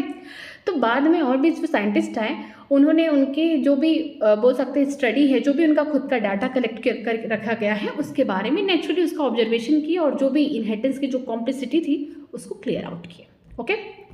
आगे देखते हैं। Mendel conducted such artificial pollination, cross-pollination experiment using the several true breeding P lines, ठीक है। जो मेंडल है उन्होंने कंडक्ट किया है आर्टिफिशियल पॉलिनेशन। आर्टिफिशियल का मतलब अपने मन मुताबिक चुनाव करना, ठीक है। अब बात करने हैं प्लांट्स में, जब हम लोग एनिमल की अपने मन मुताबिक यहाँ पे ब्रीडिंग करा देते हैं तो ये तो प्लांट है, पी प्लांट है, अपने मन के हिसाब से हम क्या करेंगे, पॉलन को छिड़क देंगे, पॉलिनेशन करा दिया आर्टिफिशियली, और फिर आगे चल के जो बच्चा बनेगा, जो ऑफस्प्रिंग होंगे, प्रोजनी होंगे, वो अपना मन हिसाब से आपको जो कैरेक्टर चाहिए थे प्रोजनी में देख सकते हैं। तो इन्होंने क्या किया, आर्टिफिशियल पॉलिनेशन कराया या फिर क्रॉस पॉलिनेशन एक्सपेरिमेंट की मदद से इन्होंने क्या किया, सेवरल ढेर सारे ट्रू प्योर लाइन यहाँ पे जनरेट किए, ठीक है। A true breeding line is one that having undergone a continuous cell pollination so the stable trait inheritance and the expression for the several generation। ये ऐसा कराना क्यों ज़रूरी था कि जो ट्रू प्योर लाइन है इसे क्यों बनाना ज़रूरी था, इसलिए बनाना ज़रूरी था। और ये बनता कैसे, सेल्फ पॉलिनेशन से, मतलब 2 पेरेंट्स हैं, उनका बच्चा है, उन बच्चे में भी क्या करा दे फिर से पॉलिनेशन, फिर उनका बच्चा है उनमें पॉलिनेशन, मीन्स बच्चे में यहाँ पे क्या हो रहा है, सेल्फ पॉलिनेशन करा रहे, कंटिन्यूसली सेल्फ पॉलिनेशन करा रहे हैं। तो देख रहे हैं कि कोई स्टेबल ट्रेट है, ठीक है, कोई स्टेबल ऐसा ट्रेट है जो क्या कर रहा है, इनहेरिट कर रहा है और उसका एक्सप्रेशन आपको फिर आगे के जनरेशन में देखने को मिल रहा है। कोई चीज़ क्या है, बहुत स्टेबल है, ठीक है, वो हर एक जनरेशन में पास हो रही है और अब उनके बच्चों में दिख भी रहा है। Mendel selected 14 true breeding pea plant variety as pair which are similar except for one character which contrasting trait। बोला गया है कि मेंडल ने 14 ट्रू ब्रीडिंग पी प्लांट की वैरायटी मंगाई या बनाई, ठीक है, जिसमें आपको पेयरिंग देखने को मिलेगा, सिमिलर होंगे, जैसे कि आप एक्सपेक्ट करते हैं कि कैरेक्टर में, कैरेक्टर क्या है, एक है, लेकिन ट्रेट क्या होंगे, दो होंगे, ठीक है। तो आपने देखा किस तरीके से कि वन कैरेक्टर है जिसके पास टू कॉन्ट्रास्टिंग ट्रेट्स देखने को मिल रहे हैं, ठीक है। फॉर एग्जाम्पल सपोज करके उनका मन था, मेरा मन नहीं, उनका मन था, उन्होंने क्या किया है, स्टेम की हाइट लिया है, वो सोचते एक लंबा भी हो और एक छोटा भी हो, नाटा भी हो, एक ऐसा अप्रोच नहीं बनाए, एक लंबा लंबा लंबा लंबा लंबा वाला कराते हैं सेल्फ पॉलिनेशन और एक डाफ वाला कराते हैं, ठीक है। जो लंबा लंबा कराएंगे वहाँ के डाफ कराएंगे, उसमें देखा उन्होंने। फिर फ्लावर का उनको मन कहा पोजीशन देखने का, एक एक्सियल का सेल्फ पॉलिनेशन कराते जा रहे हैं, ट्रू ब्रीडिंग लाइन बनाते जा रहे हैं, टर्मिनल का बना रहे हैं। इस तरीके से वो क्या कर रहे हैं, यहाँ पे जो दो कंट्रास्टिंग ट्रेट है, एक डोमिनेंट है दूसरा रेसेसिव है, इस तरीके से 7 कैरेक्टर हैं, 7 कैरेक्टर के पास क्या है, 2 कंट्रास्टिंग ट्रेट है, 7 7 14 हो गया, ठीक है। दो यहाँ पे तो क्या कर रहे हैं, जो डोमिनेंट ट्रेट है उनका भी सेल्फ पॉलिनेशन करा रहे हैं, डोमिनेंट वालों का, ठीक है। जो रिसेसिव वाले उनका क्या करा रहे हैं, सेल्फ पॉलिनेशन करा के 14 प्योर यहाँ पे बोल सकते हैं ट्रू लाइन बना रहे हैं, जिससे वो देखते हैं कि यहाँ पे जो प्लांट, यहाँ जो पी प्लांट है उसकी वैरायटी क्या है, सिमिलर है, और यहाँ पे कैरेक्टर के पास क्या है, 2 कंट्रास्टिंग ट्रेट है, उसी से बना रहे हैं। और ये भी देखेंगे आगे चल के कुछ एक स्टेबल ट्रेट है जो क्या कर रहा है, हर एक जनरेशन में जा रहा है और एक्सप्रेस भी हो रहा है, ठीक है। Some of the contrasting traits selected were smooth or the wrinkle seed, yellow or green seed, inflattened full or constricted green or yellow pod and tall or dark plant। ठीक है, यहाँ पे जो कैरेक्टर थे उनके कंट्रास्टिंग ट्रेट दिए गए हैं, जैसे कि कुछ सीड ऐसे थे, स्मूथ थे, छूने में मुलायम थे, कुछ रफ थे, रिंकल थे, मीन्स राउंड हो गया और रिंकल्ड हो गए। अगर सीड की कलर की बात करते हैं, डोमिनेंट येलो हो गया और ग्रीन जो हो गया रिसेसिव हो गया। अगर हम लोग बात करते हैं पॉड, जो यहाँ पे फली थी, उसका अगर हम बात करते हैं शेप की, तो एक होगा इन्फ्लैटेंड फुल होगा, कॉन्स्ट्रक्टेंड जो होगा रेसेसिव में आएगा। कलर की बात करते हैं, अगर हरा भरा है तो पॉड क्या है, डोमिनेंट वाले स्टेज में है, अगर येलो है तो इसका मतलब क्या है, रिसेसिव ट्रेट है। अगर हाइट की बात करते हैं, टॉल हो गया डोमिनेंट, डॉफ हो गया रिसेसिव, ठीक है। आगे देखते हैं यहाँ पे contrasting trait study by the Mendel in the P. ठीक है, उन्होंने कंट्रास्टिंग ट्रेट को कैसे देखे, पहले कैरेक्टर रखा और फिर उन्होंने ट्रेड्स को देखे। अगर स्टेम हाइट की बात करते हैं, टॉल भी हो सकता है, डोमिनेंट, डॉफ भी हो सकता है। फ्लावर का कलर देखेंगे, वायलेट क्या है, डोमिनेंट है, वाइट क्या है, रिसेसिव है, दोनों में से कोई एक आएगा ही, ठीक है। फ्लावर पोजीशन देखेंगे, या तो एक्सियल होगा या तो टर्मिनल होगा। पॉट शेप देखते हैं, फ्लैटन होगा या कॉन्स्ट्रक्टेड होगा। पॉट कलर देखते हैं, ग्रीन होगा या येलो होगा। सीड शेप देखते हैं, राउंड होगा या रिंकल्ड होगा। सीड कलर देखते हैं तो येलो होगा या ग्रीन होगा। कंफ्यूजन यही होने वाला है, एक तो सीड के कलर में, दूसरा हो गया पॉट के कलर में, तो याद रखिएगा, ठीक है। तो ये क्या है, कैरेक्टर 7 थे बट कॉन्ट्रास्टिंग ट्रेट क्या हो गया, 14 हो गए, ठीक है। आगे देखते हैं इनहेरिटेंस ऑफ वन जीन, किस तरीके से यहाँ पे एक जीन का ट्रांसफर हो रहा है पेरेंट टू ऑफस्प्रिंग, ठीक है। Let us take the example of one such hybridization experiment carried out by Mendel.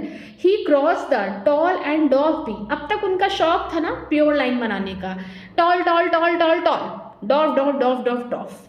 अब उनका शौक बदल गया, अब क्या कर रहे हैं, अब वो हाइब्रिडाइजेशन बना रहे हैं, मतलब कि हाइब्रिड बना रहे हैं। एक टॉल उठाया, एक डॉफ उठाया, चलो एक आ जाओ लंबे वाले, एक आ जाओ नाटे वाले, दोनों का क्या कराया, उनका बोल सकते हैं यहाँ पे बोल सकते हैं आर्टिफिशियल यहाँ पे पॉलिनेशन कराया, ठीक है। पहले प्योर लाइन बनाया, देखा कि क्या कोई ऐसी चीज़ है कि आगे जनरेशन टू जनरेशन एक्सप्रेस हो रहा है, कोई ऐसी चीज़ है, जेनेटिक्स के बारे में स्टडी कर रहे हैं। जब प्योर लाइन बन गई, जब ढेर सारे यहाँ पे आपको देखने को मिल गए कंट्रास्टिंग ट्रेट, तो उन्होंने क्या किया, अब मेंडल साहब का दिमाग घूमा, अब बोला कि बहुत हुआ, प्योर लाइन कंप्लीट करो, अब हम लोग चलते हैं यहाँ पे अपने मन मुताबिक, यहाँ पे हम क्रॉस कराते हैं किसके साथ, टॉल और डॉफ पी के साथ, ठीक है। Mendel, where he crossed the tall and dwarf pea plant to study the inheritance of one gene.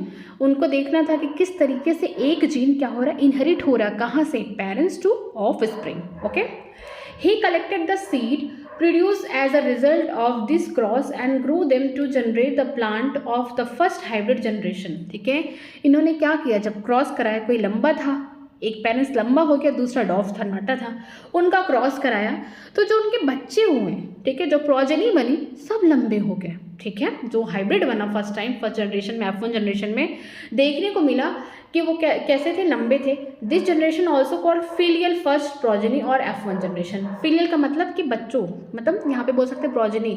ठीक है, उनका जनरेशन था.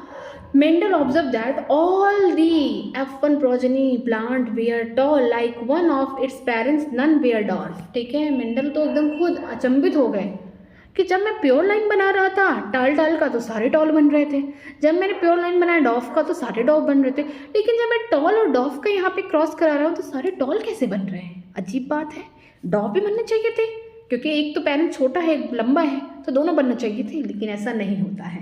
मेंडल ने देखा कि जो F1 प्रोजेनी थी प्लांट्स की, सारे टॉल हो गए, एक पेरेंट जैसे हो गए. ठीक है, सारे टॉल हो गए, एक पेरेंट जैसे हो गए, और यहाँ पे कोई डॉफ नहीं हुआ, कोई दूसरे पेरेंट्स को रिजेंबल ही नहीं किया. ठीक है, और एक चीज़ और, यहाँ पे कोई ब्लेंडिंग देखने को नहीं मिली. कि यहाँ पे ये भी आप नहीं कह सकते कि कोई बीच वाला मीन्स इंटरमीडिएट हाइट का, अगर आपने हाइट लिया है स्टेम का, तो यहाँ पे कोई इंटरमीडिएट हाइट का भी कोई ऐसा पौधा नहीं बना, सिर्फ एक ही जैसे पेरेंट्स के ढेर सारे बच्चे बन गए. ठीक है, आगे देखते हैं. He made similar observation for the other pair of the trait. He found that the F1 always resemble either one of the parents and that of the trait of the other parents was not seen in them. ठीक है, जब इन्होंने height लिया होगा तो इनका मन कहा होगा लाओ एक बार मैं सीट का कलर देखूं, एक बार मैं शीट का शेप देखूं, क्या ऐसा होता है क्या. तो ऐसा नहीं कि एक ही कैरेक्टर लेके उन्होंने एक्सपेरिमेंट किया, वो बहुत सारे कैरेक्टर उनके पास ऑलरेडी थे, तो उससे भी उन्होंने किया.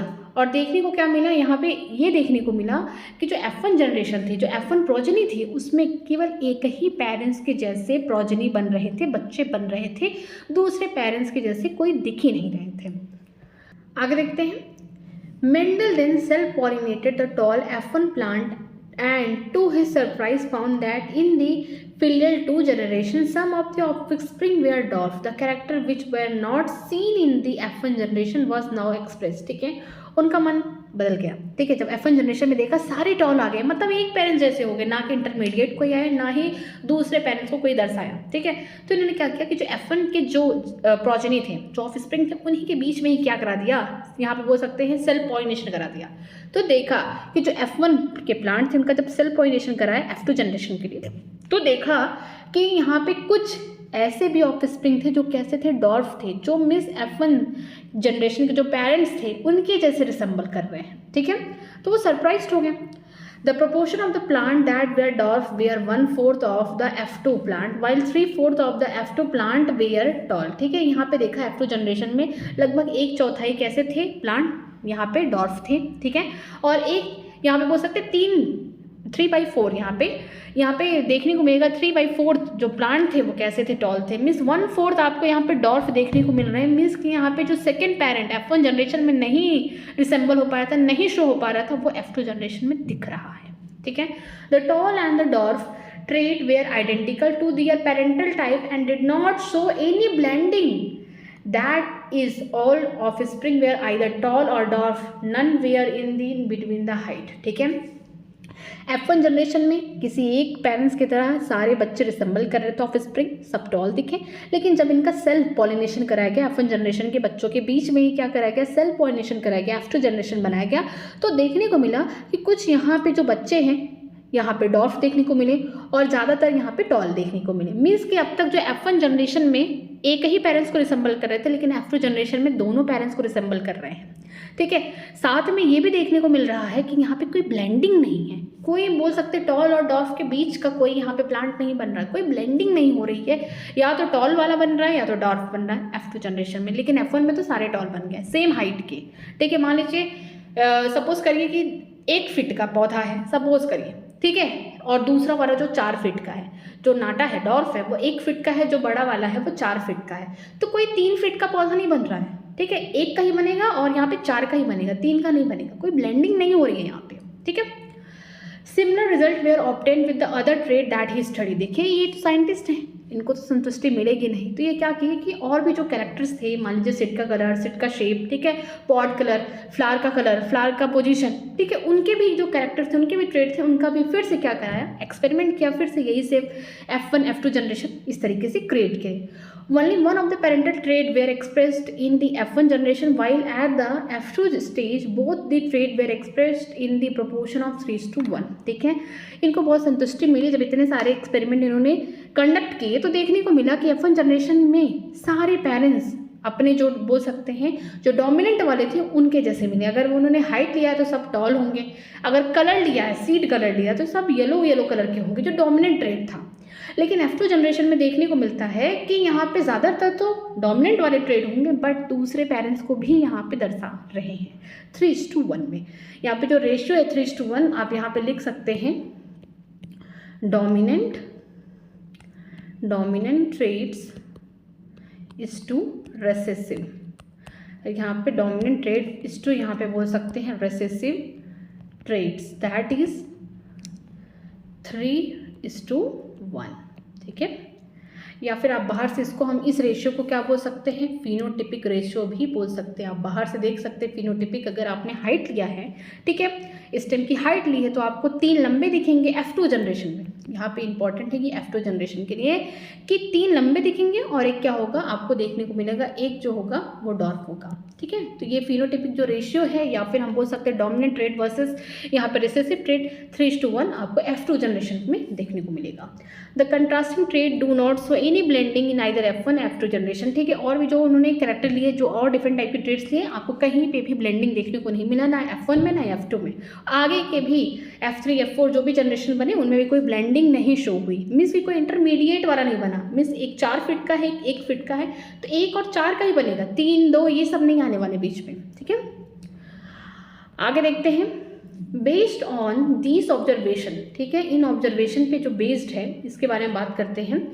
Mendel propose that something being stably pass down unchanged from parents to offspring through the gamete over the successive generation, he called these called factor, now we call as gene। ठीक है, इन्होंने इतने सारे ऑब्जर्वेशन किए, इतने सारे experiment conduct किए, तो मेंडल के मन में आया कि कोई तो ऐसी चीज़ है जो बिना बदले, बिना रुके अपने पेरेंट्स से ऑफस्प्रिंग में जा रही है थ्रू गैमेट्स। ठीक है, इन्होंने बताया कि कोई ऐसी चीज़ है जो बहुत ही ज़्यादा स्टेबल है, बदल भी नहीं रही है, चेंज नहीं हो रही, अनचेंज्ड है, मतलब कोई चेंज उसके अंदर, कोई चेंजेस भी नहीं आ रहा है generation to generation.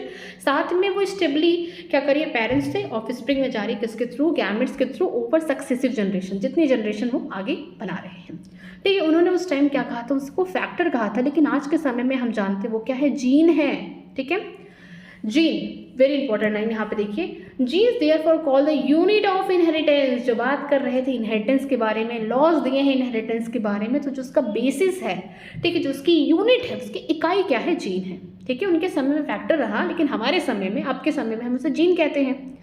They contain the information that is required to express a particular trait in organism. ठीक है, जीन क्या है उसके बारे में बात की गई है कि जीन के पास इंफॉर्मेशन होती है, ठीक है, जो अपने पेरेंट्स से ऑफस्प्रिंग में जाता है, उसके पास इंफॉर्मेशन होती है जो एक्सप्रेस होता है पर्टिकुलर ट्रेट। मान लीजिए कोई लड़की है, सपोज करिए, उसके मदर के पास लॉन्ग हेयर है, लेकिन फादर के पास क्या है, ब्राउन कलर है। ठीक है, अब उसके अंदर कैरेक्टर ये आ गए हेयर कलर का, लंबे भी हो सकते हैं उसके बाद, ब्राउन भी हो सकते हैं। ठीक है, तो इसके क्या है, ये ट्रेड्स हैं, किसके थ्रू जाएगा, जीन्स के थ्रू जाएगा। ठीक है, gene which coded for a pair of contrasting trait और known as alleles that they are slightly different form of the same gene. ठीक है, कि ऐसे जीन जो कोड कर रहे कंट्रास्टिंग कैरेक्टर। कंट्रास्टिंग का मतलब ये है कि आपके पास 2 ऑप्शंस दिए गए हैं, जैसे कि अगर हाइट की बात करते हैं, सपोज करिए स्टेम की हाइट दिया गया है यहाँ पे पी प्लांट में, तो एक टॉल होगा, एक डॉर्फ होगा, बीच का नहीं बोला जाएगा। अगर मान लीजिए सीड का शेप की बात करते हैं तो एक राउंड होगा एक रिंकल्ड होगा। तो यहाँ पे दो कंट्रास्टिंग ट्रेट बन रहे हैं। तो जीन क्या कर रहा है, उसके पास प्रोटीन है, वो कोड कर सकता है कि अगर स्टेम की हाइट बोलेंगे तो टॉल भी बना सकता है, डॉट भी बना सकता है। लेकिन ये जो कंट्रास्टिंग ट्रेट है, इन्हें हम इसको किस हिसाब से देखेंगे, इसे बोलेंगे एलील, ठीक है। जैसे फॉर एग्जाम्पल टॉल के लिए कैपिटल टी भी हो सकता है, ठीक है।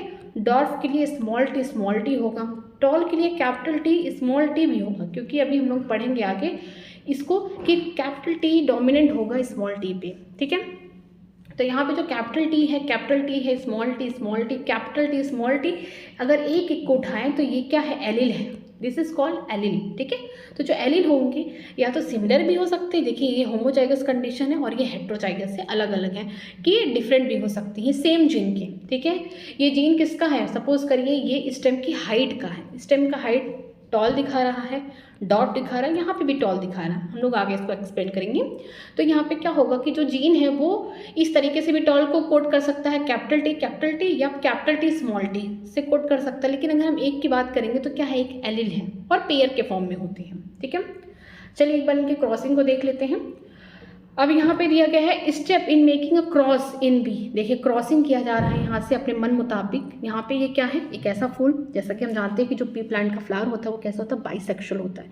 बाइसेक्सुअल का मतलब होता है ऐसा फूल जिसके पास मेल वाले रिप्रोडक्टिव स्ट्रक्चर भी प्रेजेंट है और फीमेल वाले भी रिप्रोडक्टिव स्ट्रक्चर प्रेजेंट है। तो हम चाहते हैं कि जो हमारा प्रोजेनी बने, ठीक है, वो हमारे मन मुताबिक बने। तो हम खुद से आर्टिफिशियली हम सेलेक्ट करेंगे कौन सा पॉलन ग्रेन जाना चाहिए, ठीक है। यहाँ पे क्या होगा, एक ऐसा फूल जिसके पास पेटल है, this is called stigma, female reproductive का पार्ट है, ठीक है, ये स्टिग्मा हो गया। एंड साइड में आप देख रहे हैं ढेर सारे यहाँ पे क्या देखने को मिल रहे हैं, यहाँ पे स्टेमन मीन्स एंथर है, ठीक है। और साथ में यहाँ पे कार्पेल है, एक ऐसा फूल जिसके पास क्या है, दोनों ही मेल फीमेल स्ट्रक्चर प्रेजेंट है रिप्रोडक्टिव, ठीक है। ये देखिए ये कौन है, ये है फीमेल फ्लावर, ये हो गया मेल, ठीक है। ये वाला इसको बना सकते हैं बाइसेक्सुअल, ठीक है, ऐसा फूल जिसके पास मेल फीमेल दोनों है। तो यहाँ पे देखते हैं कि जो फीमेल फ्लावर है या जो फीमेल पेरेंट है उनमें हम क्या कर रहे हैं कि जो स्टेमन है उनके काट के निकाल रहे हैं। क्यों निकाल रहे हैं, क्योंकि हम नहीं चाहते कि यहाँ पे सेल्फ पॉलिनेशन हो, हम नहीं चाहते कि यहाँ पे सेल्फ पॉलिनेशन हो। हम अपने मन मुताबिक यहाँ चाहते हैं कि पॉलन ग्रेन आए और हमारे मन के हिसाब से यहाँ पे आगे ऑफ स्प्रिंग बने, ठीक है। तो यहाँ पे क्या हो रहा है कि रिमूवल ऑफ एंथर, जिसे हम इमैस्कुलेशन कहते हैं, आप अच्छे से पढ़ चुके हैं सेक्सुअल प्रोडक्शन फ्लावरिंग प्लांट में, ठीक है। तो यहाँ पे क्या हो रहा है कि जो यहाँ पे फीमेल पेरेंट है उनमें जो भी स्टेमन्स लगे उन्हें कट करके निकाला जा रहा है, ठीक है। यहाँ पे देखा जा रहा है कि ऐसा फूल, ठीक है, ये बोल सकते हैं अगर हम फ्लावर कलर की बात करते हैं तो जो वायलेट कलर है कैसा है, डोमिनेंट है। हम क्या बोल सकते हैं, डोमिनेंट। आप यहाँ से भी देख सकते हैं कि फ्लावर का कलर देखिए, यहाँ पे फ्लावर का कलर वायलेट होगा डोमिनेंट, वाइट होगा रिसेसिव, ओके। तो यहाँ पे जो फ्लावर का जो कलर है ये कैसा है, वॉयलेट है, इसका मतलब क्या है, ये डोमिनेंट है।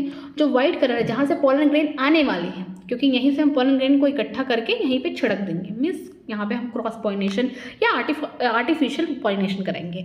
तो ये कैसे हैं, रेसेसिव हैं, ठीक है। तो यहाँ पे जो F1 जनरेशन होगा, जो इनके बच्चे बनेंगे, सब के सब कैसे हो गए, सब के सब यहाँ पे वायलेट कलर वाले फूल बन गए।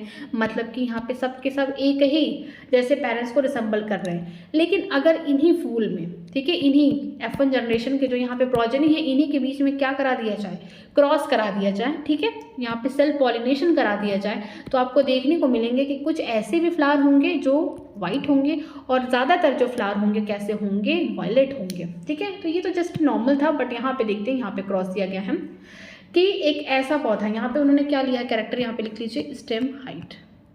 स्टेम हाइट उन्होंने क्या लिया है, कैरेक्टर लिया है। एक स्टेम क्या है, लंबा है, ठीक है, टॉल है। दूसरा क्या है, डॉर्फ है। जो टॉल है उसको हम क्या कर रहे हैं, किससे रिसेंबल कर रहे हैं, कैपिटल टी। जो डॉर्फ है यहाँ पे स्मॉल टी से रिसेंबल कर रहे हैं, ठीक है। स्टेम की हाइट ली है उन्होंने, एक लंबा पौधा है, एक छोटा पौधा है, शॉर्ट प्लांट है। जो यहाँ पे टॉल है उसे कैपिटल टी और यहाँ पे डॉर्फ क्या हो गया, स्मॉल टी। अगर बात करते हैं इनके गैमेट्स का, यहाँ पे जो गैमेट्स बनेंगे, ठीक है, अगर मान लीजिए इनके हम गैमेट्स की बात करते हैं तो यहाँ पे गैमेट्स, तो यहाँ पे कैपिटल टी बनेगा, यहाँ पे क्या होगा, स्मॉल टी ही बनेगा। तो हम इनका क्रॉस कराते हैं, ठीक है। ये F1 जनरेशन उन्होंने बना दिया, लेकिन हम इनका क्रॉस कराते हैं। मान लीजिए कैपिटल टी स्मॉल टी है, इनके बीच में अगर क्रॉस हुआ तो यहाँ पे क्या जाएगा, गैमेट है। आगे चल के टी यहाँ पे जितने भी, सपोज करिए यहाँ पे जितने भी मेल की अगर बात करते हैं स्पर्म है, सबके पास क्या होगा, कैपिटल टी। अगर जितने भी फीमेल की बात करते हैं, अगर ओवम होगा सपोज करिए, ठीक है, तो यहाँ पे क्या होगा, स्मॉल टी यही वाले गैमेट्स कैरी करेंगे, ठीक है। तो कैपिटल टी यहाँ पे जाएगा और स्मॉल टी, ठीक है। फिर इनका क्रॉस इससे कराएंगे, क्योंकि रैंडम मेटिंग होगा, ऐसा ज़रूरी नहीं है कि जो कैपिटल टी इसी से करे, इससे भी कर सकता है। ये जो है यहाँ पे जाके इससे कर रहा है, फिर ये इससे कर रहा है यहाँ पे, ठीक है। तो यहाँ पे क्या हो रहा है कि सब क्या है, टॉल दिख रहे हैं। जीनोटाइप ये है, बट फिनोटिपिकली आप देख रहे हैं कि जितने भी पौधे बने F1 जनरेशन में सब के सब टॉल बन गए, कोई डॉर्फ को रिसेंबल ही नहीं किया F1 जनरेशन में। तो बहुत सरप्राइज हो गए, ऐसे कैसे हो सकता था। अब तक तो मैं प्योर लाइन बना रहा था, सब टॉल दिख रहे थे, सब डॉर्फ दिख रहे थे। अभी मैंने यहाँ पे टॉल और डॉर्फ का क्रॉस करा दिया, यहाँ पे सब टॉल दिख रहे हैं।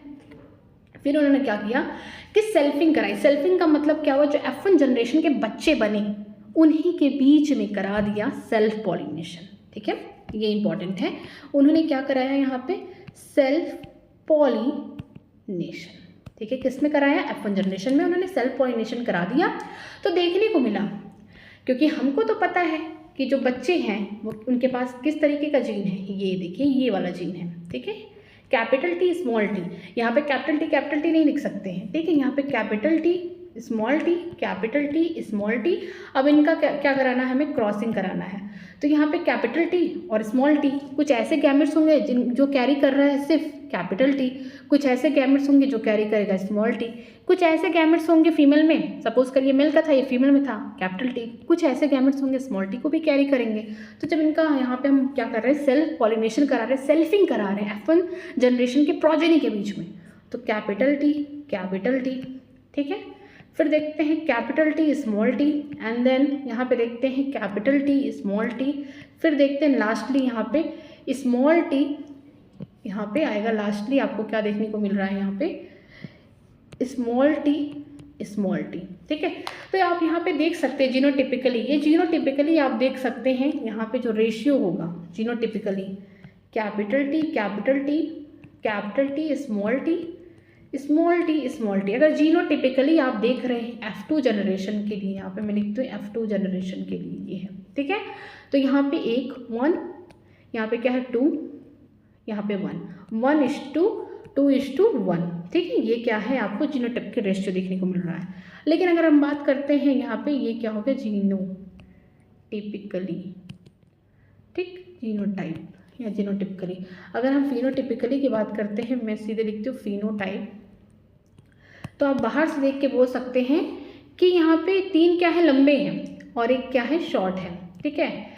अब बाद हम लोग आगे पढ़ेंगे, जो कैपिटल टी है ना, ये डोमिनेंट होगा किसके ऊपर, स्मॉल टी के ऊपर डोमिनेंट होगा। जो कैपिटल टी है ना, रिसेसिव वाले के ऊपर क्या होगा, डोमिनेंट होगा, उसको दबा के रखेगा, ठीक है।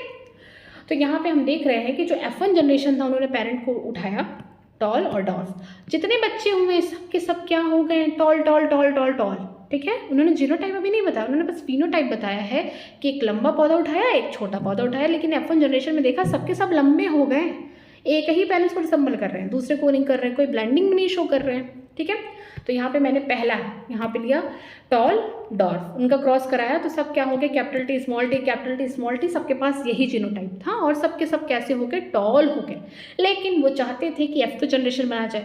जो F1 जनरेशन के बच्चे हैं उनमें क्या कराया गया, सेल्फिंग कराया गया, ठीक है। उन्हीं के बीच में क्या करा दिया गया, सेल्फिंग करा दिया गया।